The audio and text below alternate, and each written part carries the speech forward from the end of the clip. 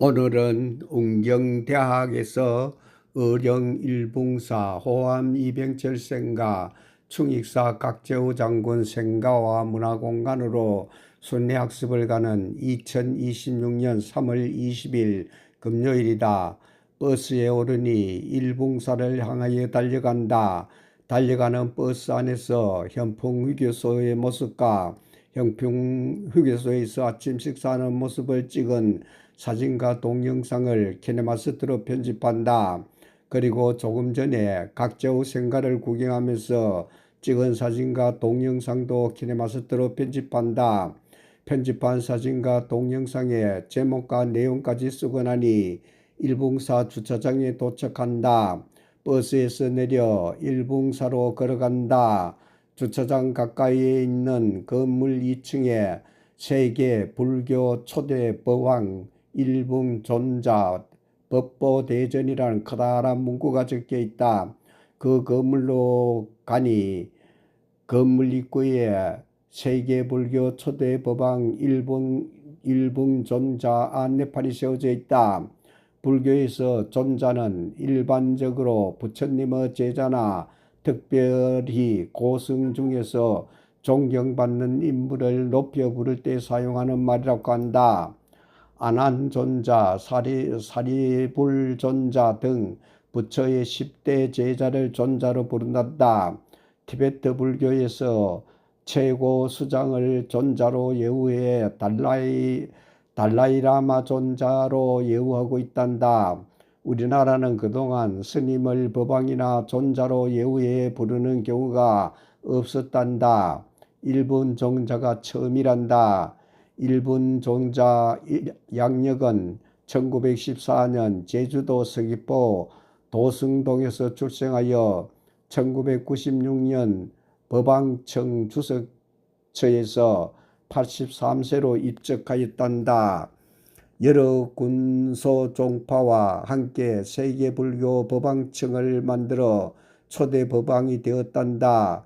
일본 스님은 126개국에서 박사학위를 취득하고 남북 통일 시비를 757개소로 건립해 있으며 1042종류 서적을 출간했단다. 세계 최다 선 필히오 50만 장, 국내 최대 석굴 법당 건립 등으로 기네스북 오관왕의 기록을 세운 큰 업적을 남겼단다. 세계 불교 초대 법왕 일붕존자 법보대전을 구경하고 대웅전으로 간다. 완만한 오르막길을 오르는 길 옆에 비석과 부처님의 조형물들을 많이도 만들어 세워놓았다. 비석에 쓰인 글과 다양한 모습의 부처님의 모습들을 구경하면서 대웅전을 향하여 올라간다. 올라가는 좌측에 봉황이 날개를 펴고 있는 듯한 형상의 거대한 바위 절벽으로 올라가는 길이 나온다. 길 입구에 봉황대 안내판이 세워져 있다. 봉황대 안내판을 읽어본다. 경남 의령군 구경명소 중 제3경에 속한 봉황대이다. 봉황새가 날면서 입을 벌려 운다고 해서 봉황대라는 이름이 붙여졌단다. 봉황대는 금강산의 축소판이라고 불릴 정도로 병풍처럼 펼쳐진 기암괴석이 절경을 이루며 장관을 이루고 있다. 봉황대는 신라시대 삼국을 통일하는 데 이바지한 태종 무열왕 김춘추의 첫 요새지로서 신라 최고의 군사부대의 이름이었다. 김춘추의 아들 범민, 후에 분문왕이 이곳에서 진을 치고 백제 동태를 살폈던 곳이기도 하다란 안내의 글을 읽고 대웅전을 향하여 올라가니 범종각이 나온다. 범종각 2층에 범종이 있고 범종 아래에는 일붕사로 들어가는 일주문이다. 일주문 양쪽에 사천왕상이 절을 지키고 있다. 사천왕상을 구경하면서 사천왕상 아래에 쓰인 글을 읽어본다. 동쪽을 수호하는 지국천왕, 남쪽을 수호하는 중천천왕, 북쪽을 수호하는 다문천왕, 서쪽을 지키는 강목천왕에 대한 상세한 설명이 되어 있다. 사천왕성에 관한 설명을 읽고 범종강을 나온다. 범종강 밖에 왼쪽에 종무소가 있고 오른쪽에 신도의 사무실이 있다. 신도의 사무실 뜰에서 높은 뚝 위에 세워진 대웅정 앞마당을 바라본다. 대웅정 앞마당에 석탑과 부모 복량비가 보인다.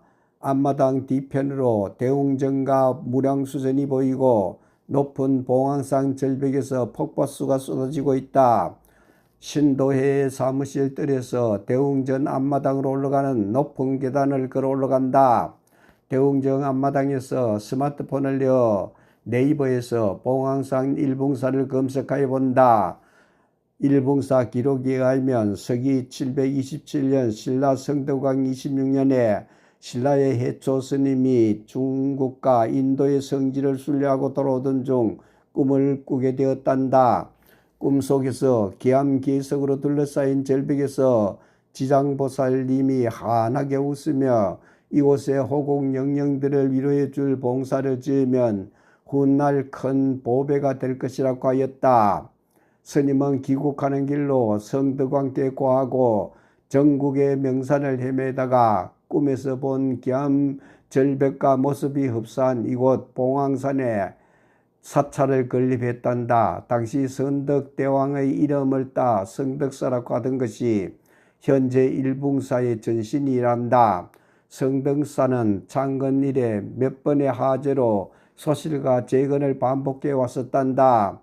1984년 누전으로 또다시 성덕사 법당이 불타버렸단다. 1986년 일봉 서경보 스님이 해운 스님을 보내서 산의 전기가 너무 강해 사찰이 불타니 산의 전기를 줄이기 위해 동굴을 파야 한다라고 했단다. 그래서 1988년 국내 최대 동굴 법당이 만들어지고 일봉사가 창건되었단다. 옛날 성덕사는 봉황대에서 돌탑군을 내려오기 전 미륵불이 서 있는 곳이었다고 한다. 지금의 주지 해운 스님은 국내 최대 동굴 법당인 1260제곱미터 약 380평 규모의 대웅정과 그에 버금가는 297제곱미터 약 90평에 이르는 제2동굴 법당 무량수전을 건립했다. 일봉사는 범종각, 신령각, 독성각, 칠성각, 약사전, 조사전, 가름전, 용왕당 등을 갖추고 있단다. 일봉사에서 1km 정도 올라가면 연못 한가운데에 법당을 세운 서담암도 있단다. 대웅정 앞마당에서 네이버에서 봉황산 일봉사를 검색한 후 봉황산을 바라본다. 기암괴석들이 병풍같이 둘러쳐져 있고 그 아래에 동굴 법당인 대웅정과 무량수전이 있다. 무량수전 옆에는 높은 병풍바위 절벽에서 인공폭포가 쏟아지고 있다. 폭포 옆에는 가파른 암벽에 자그마한 독성각이 세워져 있다. 대웅전 앞마당에는 창종주 일봉스님의 사리를 보관한 국중 석탑이 세워져 있다. 일봉 서경보 양력은 다음과 같다. 일봉 서경보 대종사는 일봉 성교종의 종정으로 해방 이후 해인 대학 교수, 동국대학교 불교대학장 등을 역임한 학자였단다. 국내외 포교활동을 하였으면 157개국을 방문하였고 1992년에는 세계불교 법왕청 설립 총회를 개최하였고 초대 법왕이 되었단다. 또한 독특한 붓글씨와 많은 양의 선필효로도 이름을 널리 알려졌단다. 9층 석탑 옆에 높은 탑비가 세워져 있다. 탑비 정면에는 부모는 은혜 탑비란 글이 새겨져 있다. 탑비 뒷면에는 부모님 은혜 10가지가 기록되어 있다. 부모님 은혜 10가지 중에서 첫째 은혜는 나를 있게 하고 키워준 부모님 은혜로부터 시작하여 마지막 10번째 부모님 은혜는 끝까지 자식을 사랑하는 부모님 은혜로 되어 있다. 대웅전 앞마당에 가파른 높은 봉황산 암벽 사이로 하얀 폭포수가 우렁찬 소리를 내면서 세차게 흘러내리고 있다. 대웅전 앞마당 폭포수 쪽에 용왕당 약수가 있다. 약수의 질병은 사라지고 마음은 물처럼 맑아지리라. 이란 글을 읽어본 후 약수를 한 잔 마신다. 물맛이 좋고 시원하다. 용왕당 약수 위쪽에 약사정과 신령각이 웅장한 절벽 봉황산과 조화를 이루고 있다. 대웅전 앞마당에서 사진과 동영상을 찍고 대웅전 앞마당에서 대웅전으로 올라가는 계단을 올라간다. 계단을 올라가니 대웅전 옆에 무량수전이 있다. 먼저 대웅전부터 관람한다. 성곽 같은 대웅전 외관에 세 개의 법방 일붕 서경보의 낙관이 찍힌 대웅전이라는 현판이 걸려 있다. 대웅전 안으로 들어간다. 대웅전으로 들어가는 입구가 봉황산의 암벽을 뚫어 만든 동굴이다. 대웅전으로 들어가는 동굴이 벽화로 화려하다. 입구부터 벽면에 12지상과 천장의 용 그림 등이 방문객들을 맞이하고 있다. 화려한 동굴을 구경하면서 안으로 들어가니 일봉사 대웅전이 나온다. 대웅전 법당 내부는 높이가 8m의 자연미를 최대로 살린 넓은 강당으로 꾸며져 있다. 대웅전 법당에는 세 분의 부처님을 모셔놨고 대웅전 양쪽 벽면에는 8보살 입상이 세워져 있다. 대웅전 법당에는 왼쪽으로부터 석가모니불, 비로자나불, 노사불을 모셔놓았다. 비로자나불을 주불로 하고 좌측에 석가모니불을 모신 것은 석가모니 부처 이전에도 부처가 존재했단다. 불교의 진리를 형상화하고 이념화한 부처가 비로자나불이라며 이는 부처의 삼신설에 근거한 것으로 보인다. 즉 진리의 몸인 범신, 깨달은 몸인 보신, 중생을 구제하는 몸인 웅신이 서로 다른 부처가 아닌 동일한 부처이며 하나지만 이름만 다른 삼신부를 모신 것이다. 법당 양쪽 벽면에는 문수보살, 보현보살 등 여러 보살 입상이 세워져 있다. 동굴이 깊숙하고 높고 넓어서 한여름에도 대웅전은 시원할 것 같다. 대웅전을 관람하고 나와서 무량수전으로 들어간다. 무량수전은 제2동굴법당이라고 하는 서방 극락정토를 관장하는 부처인 아미타불을 모신 정각이다. 아미타불 좌우에 간센보살, 대세지보살 등 서방 삼성을 모셨다.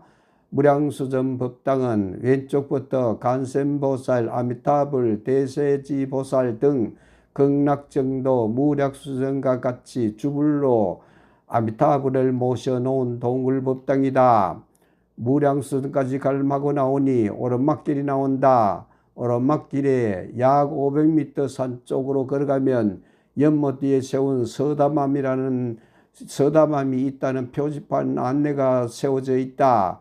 오르막길을 걸어 올라가면서 아래를 내려다본다. 칠성각, 대웅정, 약사정 등 일본사 전체가 한눈에 들어온다. 서다맘 가는 길목 중간에 거대한 동굴, 아미타불 불상이 멀리서도 잘 보일 수 있도록 높은 지붕 위에 세워져 있다. 높은 지붕 위 금동 아미타불 불상이 있는 정각으로 걸어간다. 불상 아래에 있는 아미타불 조성 독창자 정각 안으로 들어간다. 정각 안에도 아미타불을 모셔놓았다.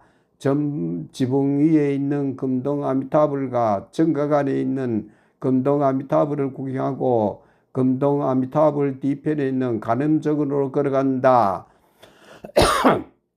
간음정 들어가는 입구에 안내판이 세워져 있다. 안내판을 읽어본다. 간음정은 간센보살님이 계시는 법당으로 간센보살님에 대한 설명이 되어 있다. 간음전에 들어가니 수많은 부처님을 모셔놓았다.